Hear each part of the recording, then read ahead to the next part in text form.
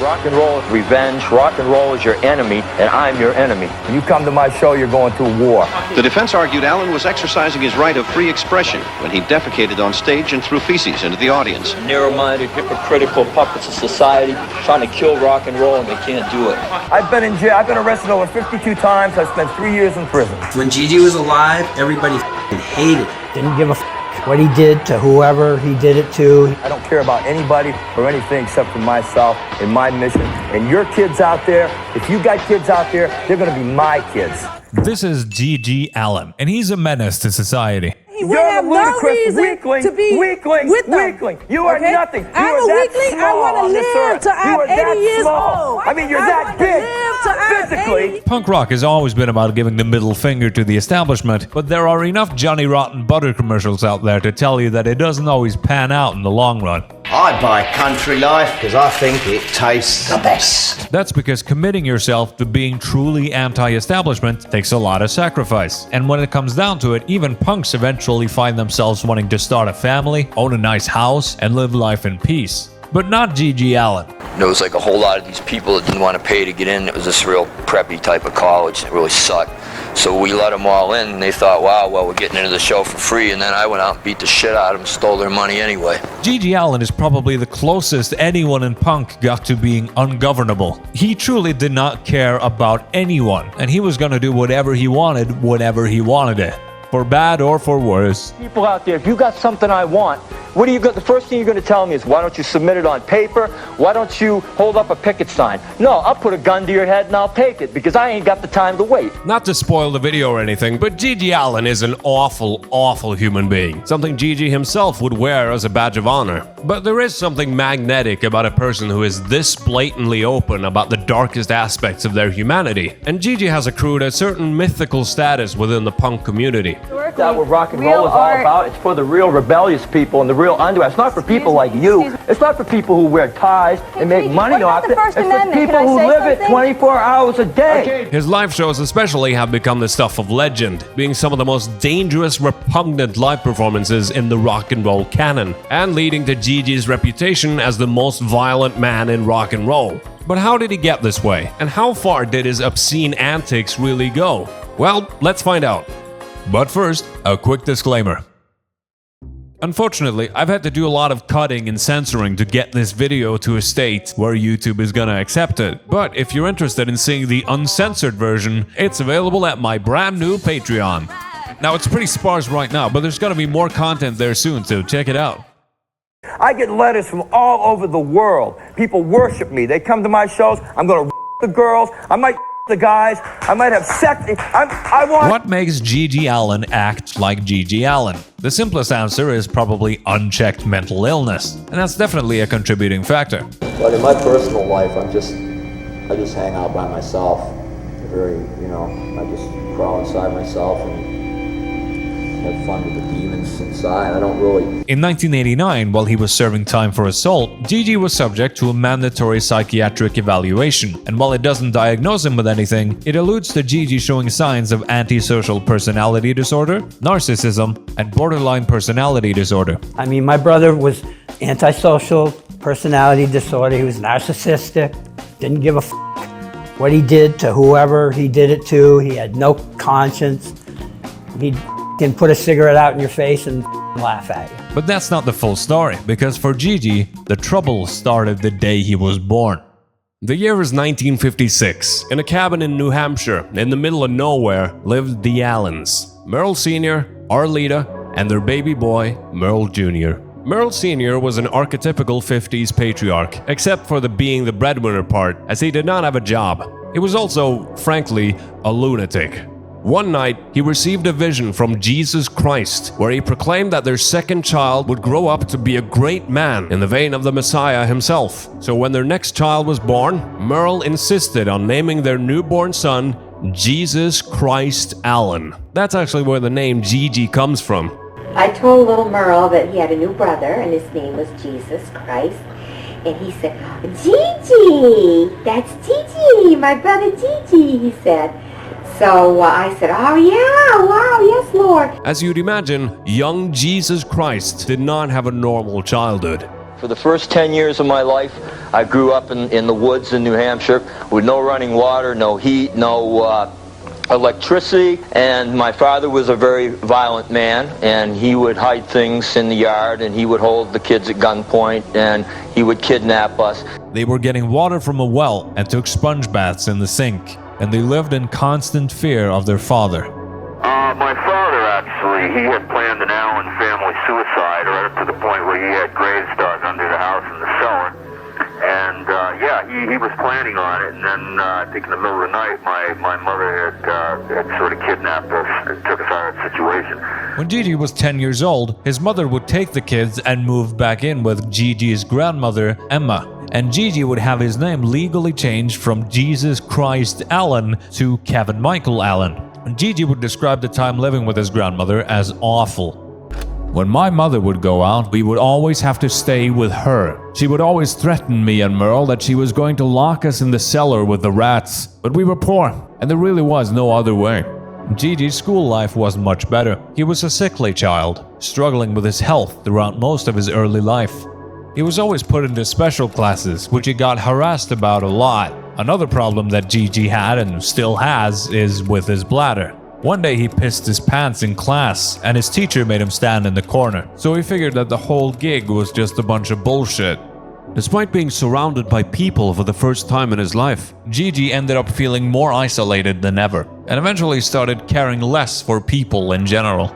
As a child, I've obviously grown and matured a lot, but I've always sort of felt the exact same way. I've always been a loner. I've never really felt like hanging around with people. I never really cared about anything except myself. Gigi's one escape was music. I more or less lost them to their music. They were in their rooms and they were listening to their music. And my mom let us get out of bed so we could watch the Beatles on the Ed Sullivan Show. And that was it. That's what I want to do when I grow up. The Beatles. Oh my God. Hey Jude. Now there is a classic that I could really burn. Gigi and Merle's whole existence became dedicated to acquiring as much music as they could, which usually meant either stealing records or stealing money to buy records. When I was growing up, I stole, I broke into cars, I broke into houses, I sold drugs, and we would go to department stores and steal records. We would break into cars. My mom even called the cops on us once. Yeah, she found a stash of stolen goods in the closet. Merle learned to play bass and Gigi learned to play drums, and eventually they started their first band, Little Sisters Date, a double entendre referring both to LSD, which Gigi and Merle were known to sell, and to the fact that Gigi liked girls on the younger side. How many of you can, at 35 years old, sleep with 16, 12, 13-year-old girls? And Gigi actually got married super early to his high school sweetheart named Sandy. Sandy got a job at an accounting firm, and Gigi got a job at a bakery. From the outside, it almost looked like Gigi was gearing up to live a normal New Hampshire life, but that was far from the case. In 1976, Gigi and Merle started a new band, Malpractice, where Gigi would once again play drums. Though they found some success, they were generally considered too hard for a New Hampshire audience. They would release one single, Love Tunnel, in 1977. I see you walking on down the street with every guy in town. Who'll be the one you meet to get you and lay you down? The single did not perform well and didn't really live up to the intensity of their live performances. Malpractice eventually fizzled out, so Gigi and Merle went off to start another band, The Jabbers, now with Gigi helming the vocals. How often does this happen to you guys? Ended up with accidents in high school? A lot of times. We break everything in sight. Is it worth it for you? Yep, it makes us happy to break things. Gigi was already considered a local menace at this point, but he wasn't nearly as bad as he would become later. He'd flip over tables, knock over drinks, make songs with cuss words in them, that sort of thing. Generally, he was more of a nuisance than an outright danger. Still, it was enough to give him the nickname the Madman of Manchester in the local Boston press. Eventually, the Jabbers scrunched up enough money to finance a full-length album. Madman of Manchester does it again. Always Was and Always Shall Be is the first album by this dynamic performer and his band, The Jabbers. But it's a great album. I think everybody should buy it, and those who didn't review it should all be dead. Always Was, Is, and Shall Be is just a straight-up good pop-punk album. The songs are catchy, GG's voice is still in good shape, the songs are raunchy but not overbearingly crass, although they were probably a lot edgier at the time. And the band actually knows how to play. Actually, the guys in the Jabbers were well-crafted musicians. They could all play well and they could all write well. So that's why those songs are so well written. I mean, I wrote them, but they played and the melody was there. Behind the scenes, though, things were not going well with the Jabbers, and a lot of that was GG's fault. GG decided to call the album Always Was, Is, and Shall Be by GG Allin, not GG Allin and the Jabbers. Besides dropping the Jabbers name, he also dropped the Jabbers picture off the LP and instead replaced it with just a photo of himself. They thought I was an egotistical asshole, but what other band could they play in? After playing with me, your name was mud. GG's antics started becoming more extreme, and he was building more and more animosity with the general public. Local radio stations refused to play him, and critics hated him. GG Allin was a horror show. The band went into the most useless convulsions I have ever seen. The crowd spit on him and dragged him around like a piece of meat. And throughout it all, Mr. Allin seemed oblivious. Behind him, the band fired off loud, dangerous, distorted noise while GG dove onto tables. Although the club owner made a lot of money, he called GG a worthless, gross pig. He didn't like them, and they would never play there again. It was at this point that GG really started letting himself go physically. How many times a month do you cleanse yourself? Seriously, I would say probably once a month. His wife eventually couldn't stand it anymore, and GG wasn't too thrilled about being tied down either, so after 5 years of marriage, they divorced. By now, the Jabbers were getting really sick of touring with GG. They would rehearse for hours and hours, and they were a really good band. They were tight, but they would go out to shows, and my brother would go out and flip people's tables, or take somebody's drink and pour it on their head, or pour it in their face, or like that, or start doing and get thrown out. On top of that, it was getting ridiculously hard for them to find gigs. The state of New Hampshire declared that any club that hosted GG Allin and the Jabbers would have their liquor license revoked. The state of Massachusetts declared GG Allin an enemy of the state. None of the clubs would book us. We got a letter from the Liquor Commission saying I was an enemy of the state. Off stage, GG was relatively cordial and seemingly intelligent, but on stage, GG was starting to lose himself. Like I say, my adrenaline's so high on stage that I think if somebody came in with a machine gun and shot me, I'd probably keep going for a long time. I'd die, but I think I could really keep going. At this point, the Jabbers felt that GG was doing anything he could to get attention, at the cost of jeopardizing any chance for a successful music career. In their minds, the GG Allin persona was a complete gimmick. And they do have a point, because despite how it comes across, GG was a master of self-promotion. And he definitely knew how to build an image for himself in the media, even if he denied ever doing so. Christianity. You do rock and roll. It's a show you put on, but it's not rock and roll, Jerry. It ain't a show. This is how I live. You see me on the street, I'm not going to be any different. This is not a costume. This is how I live. And the media. You ask why I seek media attention? I do not. Media attention seeks me. The truth is, GG sought media attention all the time. GG was a self-promoter right from the beginning. He would do an interview with somebody that had a zine that got 20 people to look at it. In the early days, GG would spend a good chunk of what little money he made into advertising for zines. Once he started getting big enough, he would write into the zines himself. Here's an example of a young girl voicing her concerns about GG Allin to the punk rock zine Flipside. Maybe I'm missing something, maybe I'm wrong, but what is the reason? And what is the meaning of publications like yourself doing interviews and supporting someone like GG Allin? Now, I by no means am saying I don't think the man has a right to sing about the trash and general stupidity he does. It's fundamental and important for everyone that he does have this right. I don't understand why you choose to support him. GG would respond to this in the following issue of Flipside. This is a response to that 16-year-old who wrote that stupid About me in the last issue. You get it. This was before comment sections were invented. Also, here he is pretending to be his manager, calling to warn the local press about the upcoming GG Allin show. It's probably around midnight. I'm the manager of the band. They're just hanging out here now. And we're not just promoting the band. I mean, this band has actually been arrested over 52 times. They've been on Geraldo, Jerry Springer. Here he is straight up calculating his press strategy.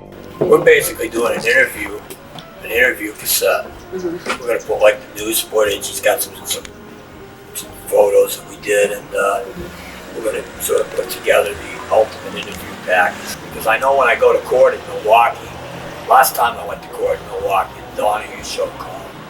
I got arrested, so I never made it. But we got interested in like current affairs. Yeah, that's the thing. It seems like you would have. Well, it might happen again. We did the More Down at Junior show. In case you missed it, he is planning to release a press kit to coincide with his upcoming court hearing because he knows he's gonna go to jail, and he calculates that when that happens, interest in GG Allin will go up as a result. He's not stupid, he knows how to play the media. And despite how repulsive he comes across, it did kinda work. When GG defecated on stage at the Cat Club in NYC and threw it at the crowd, records started selling. They have sold ever since. It's the best-selling local stuff. I don't know why.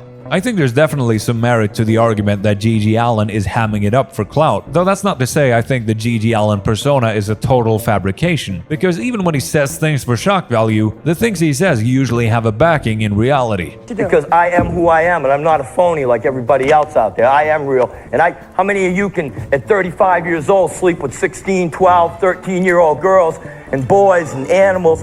Hey, this is the life. I got it all. Like, the reason he's saying that on national television is to piss people off, right? But also, like, he did that shit, man. GG was wearing button-down shirts and taking out the garbage. But since GG hadn't sown his wacky oats, after 5 years of marital bliss, he was off with a 13-year-old. GG liked them young, says Merle.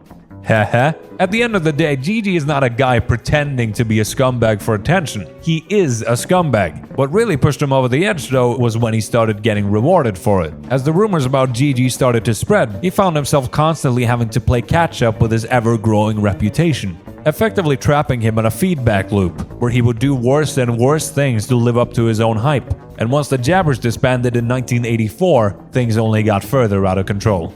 For example, it was around this time that GG started getting heavily involved with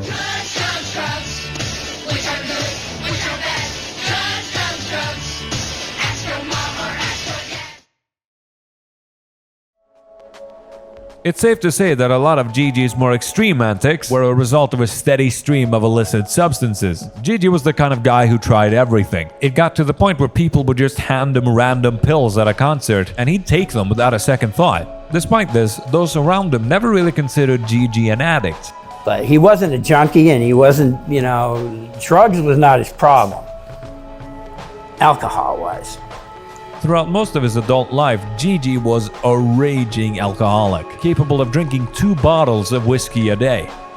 Buy in bulk, that's my advice. Because of his insane alcohol consumption, GG often suffered massive mood swings, making him very difficult to put up with for long periods of time. It also made him adopt a very peculiar lifestyle. GG lived very frugally. He rented the smallest, filthiest apartments he could find and lived off of peanut butter sandwiches and a dish he calls ketchup soup. He never bought any clothes and practically never bathed. Sometimes he'd drink so much he would pass out and wake up in a pool of his own urine. He'd remedy this by simply flipping over the mattress. This was partly due to his lack of care for hygiene, but also a way that he could save money for liquor. In many ways, GG's life became an endless struggle to get as much money as he could for as little work as possible. This included stealing from his friends, family, band members, and even his opening bands. But I can be pretty dishonest. I've f***ed over a lot of people. Someone leaves a door unlocked and I'm walking by and no cops are around, I'm gonna go into that house and take something. As he got more and more infamous, he started leveraging his fame to make some quick cash. He'd go on zines and ask for charity, urging his fans to send food, clothes, and money to support his rock and roll mission. Most of what he got sent that he couldn't eat or wear, he pawned for cash. GG made virtually no money from record sales, and most of his records were notoriously out of print. So occasionally you'd get a desperate fan sending GG a few bucks in the mail in hopes of buying a record directly from him. But GG doesn't have any records, he barely owned pants, so he just pocketed the money. The only way you'd get a record out of GG is if he bootlegged it, which he was known to do. Bootlegging your own record, now that's punk. He'd also try to sell off what little he had available to him. He'd sell his own clothes after concerts. He'd sell whatever body fluids he had available. What, you want a piss? Oh, GG, 50 cents a piss. Yeah, I like that one. Yeah, you gotta make your road money. Here, we got a chance to get in the bathroom so we can make some money. Adapte as trilhas para encaixar no vídeo. Na hora, não contrário. Esta epidemic sound agora.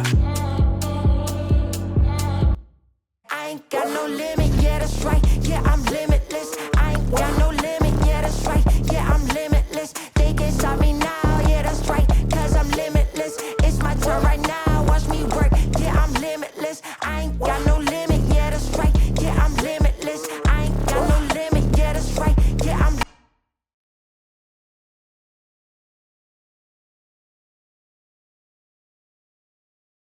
After a while, he figured out that he could start selling autographs.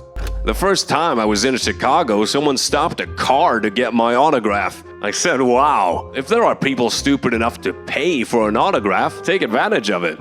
Dude's out there living off of charity from fans and framing it like he's some sort of Machiavellian mastermind. In other news, please remember to check out patreon.com/Dr. Hugo.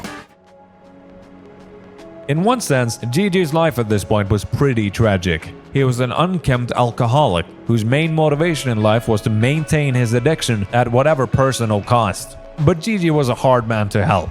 He was perfectly fine living the way he was and resisted any efforts to help him as an attempt to tame his real personality. And basically the whole time I was in prison, I was seeing psychiatrists and they were trying to find out, you know, what made me be this person. And the whole time I was going, I would just build this wall around myself like I've done throughout life, and I just blocked everything out because, you know, I don't really personally care what anybody thinks about what I do because it's not going to stop me from doing it. And any semblance that GG could turn his life around came to an abrupt stop in 1985. 1985. That was the beginning right there. That was the first time that GG defecated on stage. This was the moment that the madman of Manchester really went off the rails. Not only that, but it also set the standard for what people could expect from him. Defecating on stage became one of his signature moves, which he'd replicate throughout the rest of his career through the help of laxatives. Do you have any medical problems with your, does you take X-Lax frequently before gigs? Well, I'll tell you. Any intestinal problems? I'll tell you. For the last 3 or 4 years, I have been occasionally shitting blood. Did you ever get it checked out? No. This was, by far, the most dangerous stunt that GG did. Here's an interesting historical tidbit. The first recorded use of poison in human history is arrow poison. The word toxic actually comes from the Old Greek word toxikos, which means pertaining to arrows or archery. Different cultures had their own recipes for making arrow poison, but one of the simplest ways of doing it was to dip your arrows in human feces. This ensures that even if the arrow itself doesn't kill your target, the ensuing infection will. Now keep in mind that GG tended to get covered in cuts and wounds throughout the show, wounds that he would then smear with his own feces, effectively exposing himself to ancient civilization's version of chemical warfare. GG had many near-fatal experiences because of this. 1985 in particular was a rough year, as self-induced blood poisoning would take him out of commission for months at a time. Musically, GG shifted from a clean pop-punk sound to a dirty, lo-fi hardcore punk.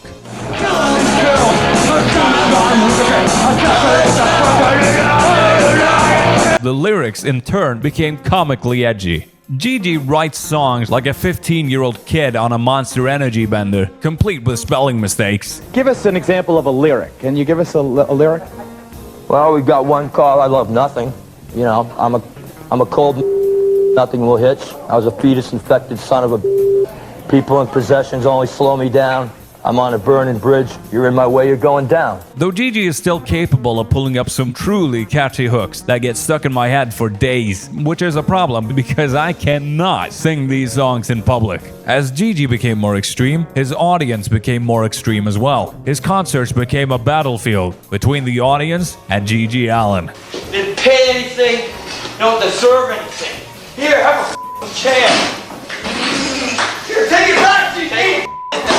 This sort of animosity between him and his fans was exactly what GG wanted. But my art, real art, has to be challenging, and it must go beyond all normal expectations of anything.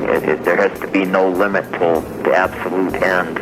He appeared at Exit one time not too long ago, and he asked the audience, he says, everybody who loves me, please come up to the stage. And about 25 people walked up to the stage and he maced them all. After a while, GG and the band had to start parking the tour van a few blocks away from the gig to stop their loyal fans from slashing their tires. Eventually, they just stopped carrying their own equipment altogether so that they could escape the venues quicker. Getting out of a venue quickly when you're trying to carry amps and drums and all that that wasn't working, so we stopped bringing equipment. We don't even bring equipment to this day. As you can imagine, clubs hated dealing with GG and his fans smashing their venue to bits. Once the clubs who booked them got wind of GG's reputation, they'd usually cancel immediately. Those who would let him play usually cut the power after 2-3 songs. You gonna shut us up? Cause you don't want the quiet, done it? Oh, you! Cause you're naked! So what if I'm naked? Sometimes, the venues tried to sue him for damages after the fact, like this club right here trying to sue GG Allin for $2 million, which, good luck getting $2 from this guy. In fact, between the money that GG spent on paying for material damages, bail, and hospital bills, a GG Allin tour was doomed to lose money. With cash drying up and his touring life in jeopardy, GG was on a downward spiral. And if you listen to GG's discography in chronological order, you can almost hear his mental decline in real time.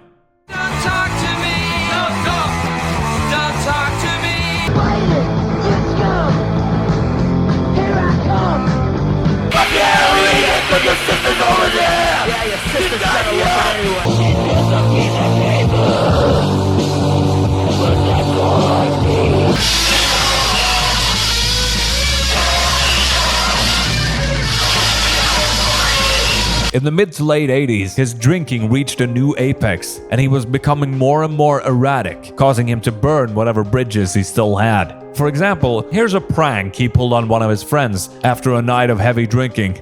We broke into her apartment one night, and before I left, I took her 2 little cats and put them in the freezer. The next day, she would come home and discover 2 frozen stiff cats stuck to the inside. She immediately knew I'd been there. Amidst this chaos, GG had a child. Throughout the years, GG would have an on and off relationship with a girl named Tracy. After a few years of being together, Tracy ended up becoming pregnant. After finding this out, GG responded, "Fuck it, I might die soon, so you better have it." And in 1986, Tracy gave birth to their daughter, Nico Ann, named after Nico from the Velvet Underground and the song Ann by the Stooges. GG was about as good of a father as you would expect, locking himself away in his room and neglecting any fatherly responsibilities. GG and Tracy would fight constantly, and after a particularly violent altercation that ended in Tracy being sent to the hospital, GG was hit with a restraining order. That meant that GG got his tiny, roach-infested apartment all to himself. And there he spent his days, alone, drinking till he passed out, only leaving his room for quick phone calls or to stock up on food or alcohol. The only thing going up for GG was his reputation. Despite not finding much success on the road, word about GG Allin had spread all across the country, so much so that he was, for the first time, invited onto national television. In 1988, GG Allin was invited to the Morton Downey Jr. show to discuss censorship and rock and roll. Now, I say invited because GG never made it onto the air. I want to tell you about a group. We had a group that was going to be on with us tonight. We brought them in, put them up at the Hilton Hotel. They were We were informed that they were boisterous, loud, they didn't want them there. The showrunners had booked a room for Gigi and his current band, The Murderers, at the Hilton Hotel in Secaucus, New Jersey. The smell was cause enough for alarm. Gigi walked up to the register with a bottle in each hand and said, "We're here to do the Downey Show. Where are our rooms?" Without waiting for any reply, Gigi and the band found the hotel lounge and began stealing all the peanuts at every table. The Hilton basically kicked them out immediately, leading the producers to give them new rooms at the Red Roof Inn. May I see on the prompter, please, the results of their stay at the Red Roof Inn? And this is a group, all right? Let me see it. We've had to block out bottom word there, which you know it's obviously the F word. Gigi and his entourage had completely smashed the hotel room, breaking TVs, air conditioners, windows, walls, causing thousands of dollars in damages. The hotel called the police and Gigi was arrested. By the time he was bailed out, it was too late. But in a way, this might actually have helped Gigi in the long run. As the late 80s approached, demand for GG Allin was great enough that club owners reluctantly started booking him again, hoping that the large audience turnout would offset any damage to the venue. As Gigi toured on, he kept trying to outdo himself, racking up many prison stays and hospital visits in the process. But at some point, there was only one way he could possibly up the ante. And the ultimate performance would be when I have reached my peak, and I'm not there yet, so don't you all clap when I say this. I'll commit but I'll take your kids with me. What does that mean? You'll take our kids with you? Whatever I just said, I'll take them with me. In 1989, Gigi proclaimed that he was going to off himself on stage on Halloween 1989, which later got changed to Halloween 1990. Then Halloween 1992, then it got delayed a bit more, but he was definitely gonna do it. But I never cried wolf. When I say I'm gonna myself on October 31st, 1990, I'm gonna do it. Gigi took out several zine ads for the occasion, making sure to publicize this event as much as possible. The methods he claimed he would use ranged from taking a rifle and unloading it into the audience and then himself, to shoving a stick of dynamite up his ass and diving into the audience. What, is he trying to take out the fucking Roadrunner? No one knew whether or not Gigi would actually carry out this promise. However, by 1989, it looked like he might not get the opportunity to try at all. The amount of self-abuse he was subjecting himself to on a daily basis was getting to him. He looked sick, getting thinner and thinner by the week. It looked like he might drop dead from natural causes at any second. Though ultimately, Gigi's life would be saved by the thing he hated the most. Meu trabalho é fácil porque eu uso o ClickUp. É assim que eu acompanho todas as minhas tarefas. Eu começo despejando tudo o que preciso fazer em uma visualização de lista. Depois, defino uma prioridade e uma data de entrega para manter tudo nos trilhos. Crio status personalizados para organizar meu progresso exatamente do jeito que eu quero. Gosto de adicionar o campo de itens de ação para que a inteligência artificial me mostre os próximos passos. Coloco meus colegas de equipe como observadores para que eles fiquem por dentro de tudo. O ClickUp facilita o trabalho, desde projetos pessoais até a gestão de uma empresa multibilionária. Clique no link abaixo para criar seu espaço de trabalho gratuitamente.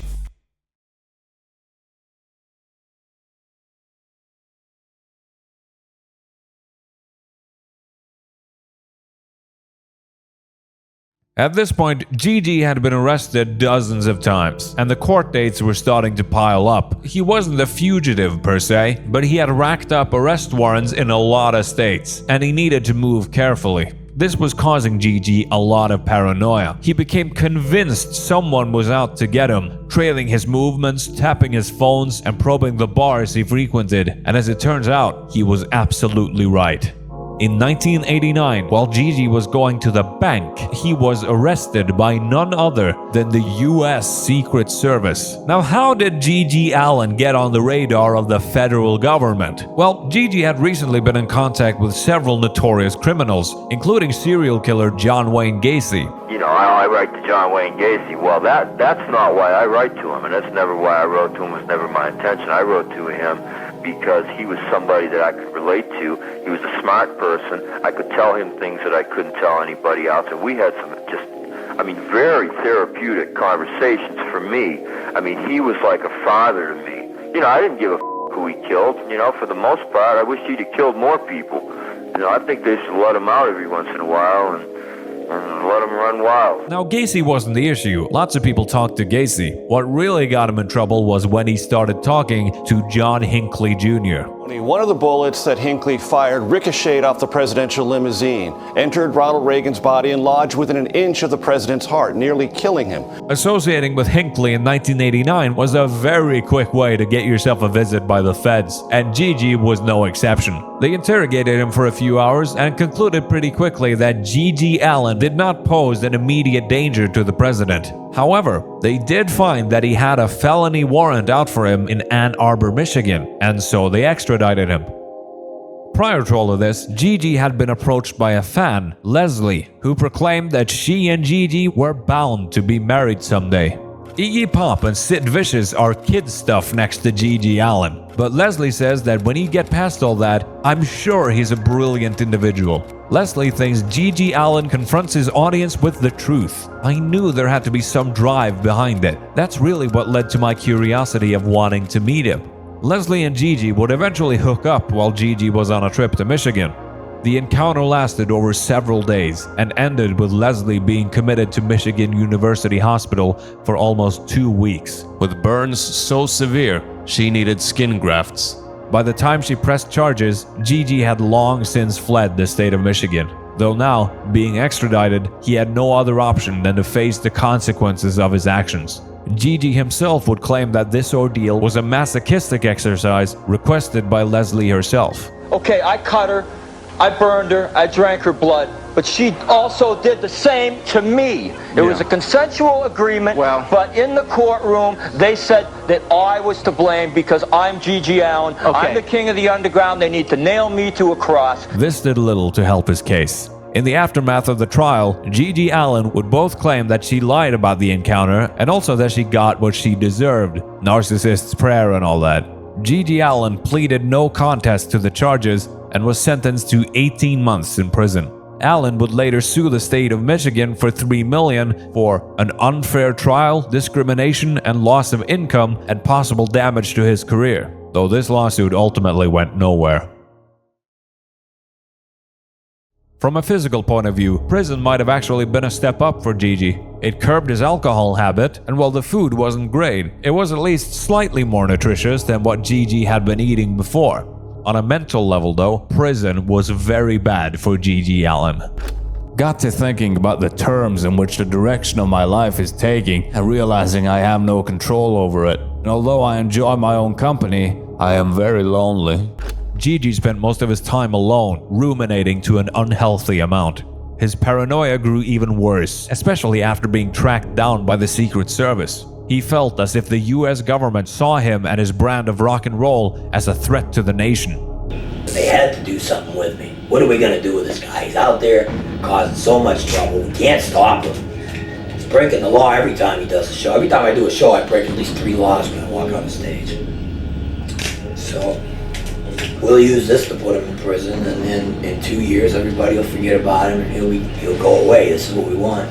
He started developing delusions of grandeur, increasingly viewing himself as a Christ-like figure, out to do revenge on the world. You got to, I'm me and I'm everything. I'm God, I'm the devil, I'm everything because that's who I am. I'm just put everything into me. He would continue running the show from prison, doing as many interviews as he could via mail or over the phone. These interviews would take on an increasingly ideological tone. While in prison, GG would write a manifesto he called the GG Allin Mission. I was born Jesus Christ Allin in 1956 in Lancaster, New Hampshire. The Jesus Christ they preach about in the Bible is a phony imposter, just a crutch for the cripples to lean on. That weak shit. I am the man to deal with. When I was born in 1956, rock and roll first started taking off. Why do you think that was? Because I created it. I created Elvis. I made it all happen. Even before I was born, I was plotting. This is the decade for the final bloody mutilation. Time to get rock and roll out of the hands of the masses and back to the people who will not accept comfort or conformity at any cost. Then I will commit on stage, and the blood of rock and roll will become the poison of the universe forever. He ends the manifesto by encouraging his fans to go to their local record shop and buy as many GG Allin records as they can to support his message. GG told Merle to keep practicing with their current band, the Murder Junkies, till he came out of prison, because he was going to return, and when he did, the world would know. Prison at all times was plotting my revenge from the day I walked out that door. There wasn't one day that didn't go by that I didn't think, I'm going to get major revenge on society and the people who put me here. When GG got out, he wanted to go out and cause havoc immediately, but he was out on parole, and he was under no circumstances allowed to leave the state of Michigan. But then he got a call from an NYC film student looking to make a GG Allin documentary. Todd, you're an NYU do any student? uniform at all. You booked GG's band in your school? Yeah, well, I'm doing a documentary film on GG through NYU Film School, and That film student was none other than Todd Phillips. Just in case you thought Joker was his only film about a middle-aged guy living in a society. Now, to make this documentary a reality, Todd needed to convince GG to risk potential prison time and violate his parole to come to New York City. Turns out, that wasn't very difficult to do. I can't leave Michigan, but if you send me a bus ticket, f*** it. He would then go on tour as a wanted man, doing as many shows as he could before getting caught. But this wasn't the GG that people knew. Before he went to prison, GG's shows usually ended up doing more damage to himself than the audience, but not these shows. Well, before he went to prison, there was a lot more self-mutilating on stage. When he got out of prison, there was a lot more violence directed to the crowd. He was pissed. Todd had the film crew wear bright orange so that GG wouldn't pummel them to mash during the concerts. GG's luck would eventually run out by the time he reached San Antonio, Texas, where a fight between GG and an audience member ended with GG being jumped by a dozen guys. When the police showed up, GG was too beaten and dazed to make his escape. I was kind of out of it because why was I getting arrested to begin with? What was happening here? Why was this guy handcuffing me? And you know, I just been through my show and I was tired, I was disillusioned, I'd been drinking. At the hospital, they took x-rays to confirm GG had a broken hand, broken jaw, glass lodged all throughout his body, and he had deep lacerations in his head.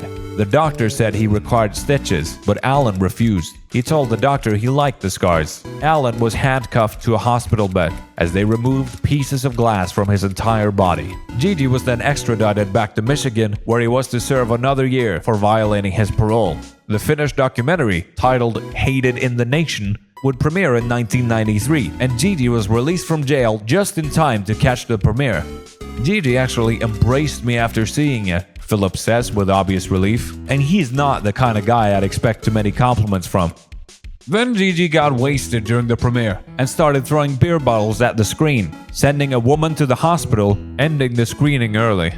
For Todd, Hated in the Nation would end up launching his career. It was even one of John Waters' favorite films of 1993. That's how you know it's foul. But as for GG, he still had some unfinished business to attend to. After maxing out his parole in Michigan, GG resurfaced with fresh hatred for the world. Ready to channel this energy onto tape, he had ordered the Murder Junkies to keep working on songs while he was in prison, which they sent a demo of to GG. GG came back almost immediately, having written an entire album's worth of lyrics in just 3 days. The name of the album was Brutality and Bloodshed for All.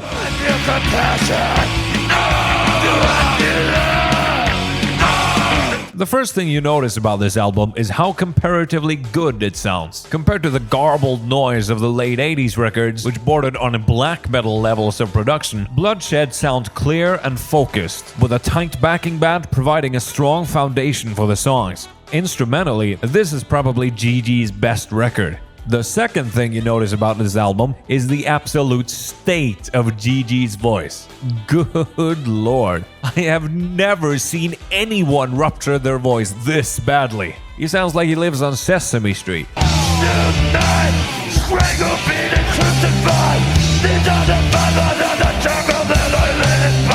He sounds ridiculous, but I don't know, it kinda grew on me. The older GG Allin records always had a layer of snark to them. Early GG Allin sounded like he was gonna TP your house and microwave your hamster. Meanwhile, this GG Allin sounds like he's gonna kill you.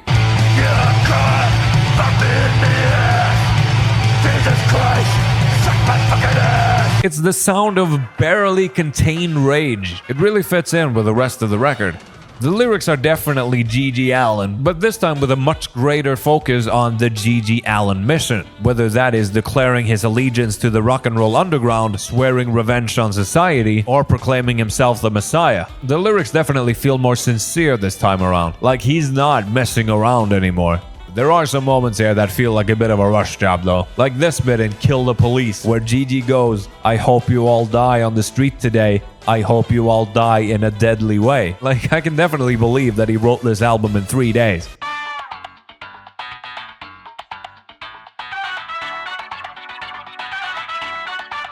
But my favorite lyrical moment from GG is probably "Shove that warrant up your ass," where all the verses are just GG Allin name-dropping every city where he has outstanding warrants.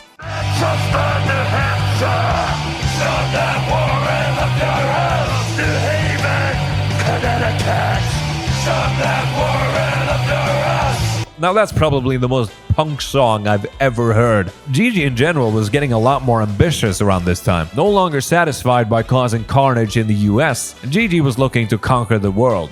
I understand you're going to be going to Europe next year when you're released. We're hoping, if I can get a passport. Dude, imagine sitting next to GG Allin on a transatlantic flight. I came in on a sold-out flight. It was overbooked, and there was a seat beside me that was empty. Every other seat in the plane was taken, and the guy on the end asked if he could move. But for now, he'd have to settle for the US. After recording the Bloodshed album, he'd embark on what he declared would be the most devastating tour yet, the Terror in America tour. Right, and so I guess nothing's changed. It's just as you. Well, it's changed for the more violent. I'm really pissed off now. I mean, I'm out with a fury, and if they thought that putting me in prison was going to stop me, then obviously they thought wrong. This tour would see him double down on his propensity for violence. Any GG show that didn't end in at least one hospital ride was considered a miracle. Dig the glass. If there's any glass in there, just pick it out. I don't see any. It's bleeding. That's all right. I'm worried about it. But while he was still able to bring it on stage, off stage, GG was slowing down. At this point, GG had just turned 36. Considering the average life expectancy for an American male was 72 at the time, GG had just taken his first step into middle age, and it was starting to show. I can't bend that any more than that. I broke it and I can set it wrong. And this finger here came out of it. I don't have a lot of feeling in here, so when I move that finger, I can't bend that mother off. His drinking had resumed as normal, though his drug habits had for the most part been replaced by prescription Valium, which he used to conk out on the tour bus. The first leg of the Terror in America tour went about as promised, culminating in a concert at the gas station in New York City.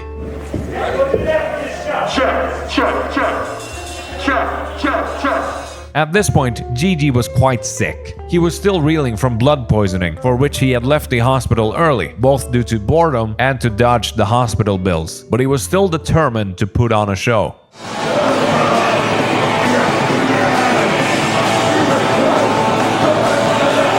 The show would be forcefully plugged after just a few songs, leaving GG and his entourage to roam the streets.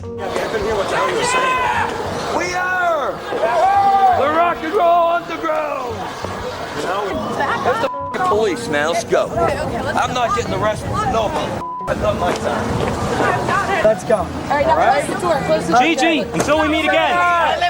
GG escaped the police in a taxi and ended up going to a friend's apartment. There, he would go on the biggest bender he'd been on in a long time, ending the night passed out on the floor. Also, 4 nights after GG Allin taped this broadcast, he gave his last concert here in New York. The next day, GG Allin was found dead.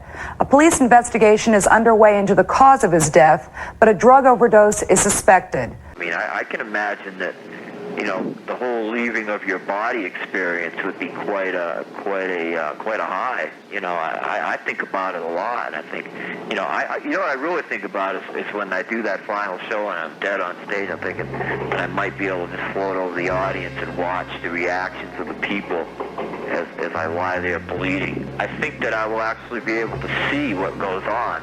That really kind of excites me too. On the 28th of June 1993, GG Allin was found dead.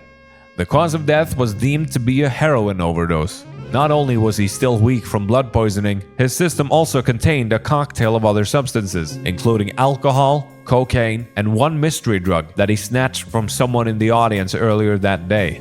He had snot coming out of his nose and blood coming out of his mouth, and a big scowl on his face. It was typical GG.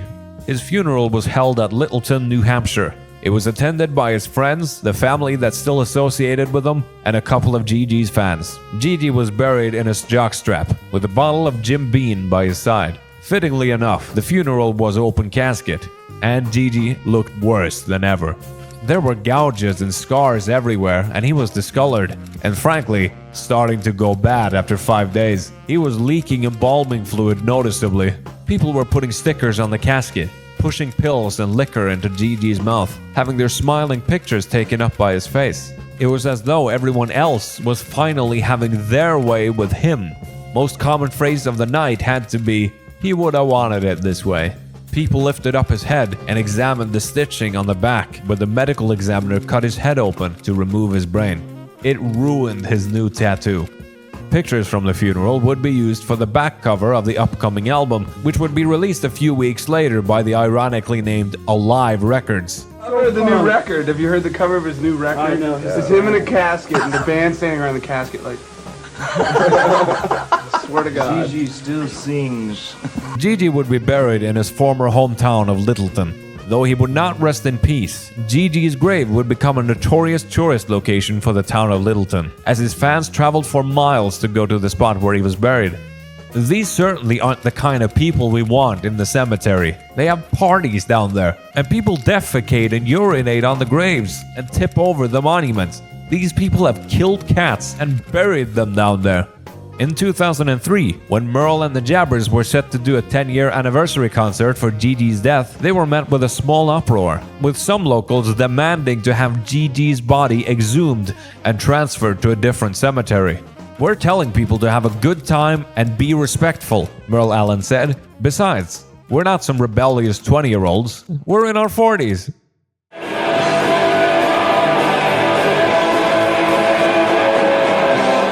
The concert came and went without any issues. In the following years, GG's headstone would continue to be the subject of vandalism. You want me to go piss on your mother's grave, asshole?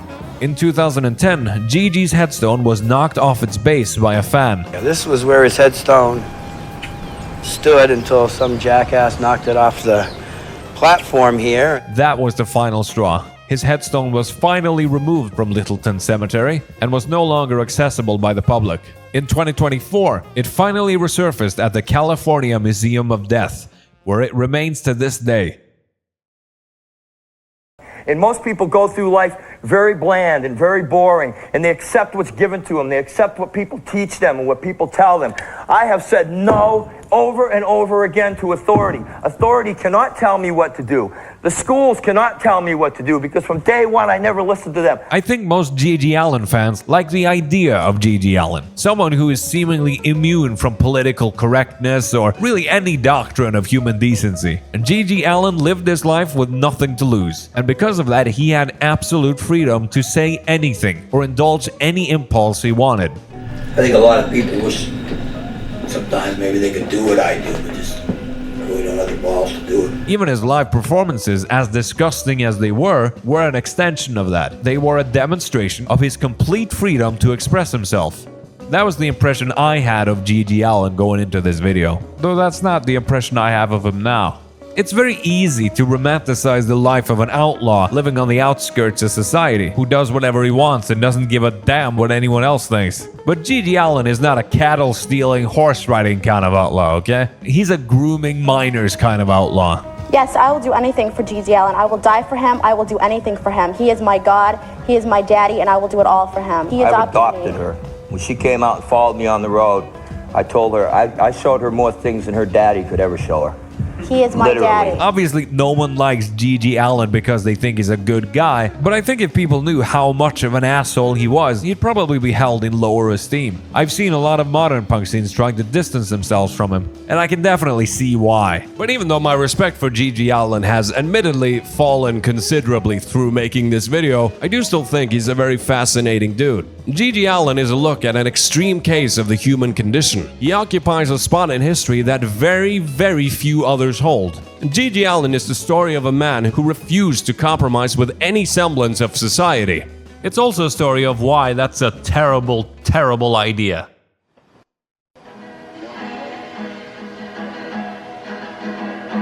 I wonder what she's doing. I wonder where she'll come. Somewhere there's a girl for Bill Weber, but until then he'll jerk till he comes. Oh, I'll never get over those blue eyes. I see them everywhere. I miss those arms. Is this better than Johnny Cash was tonight? Well,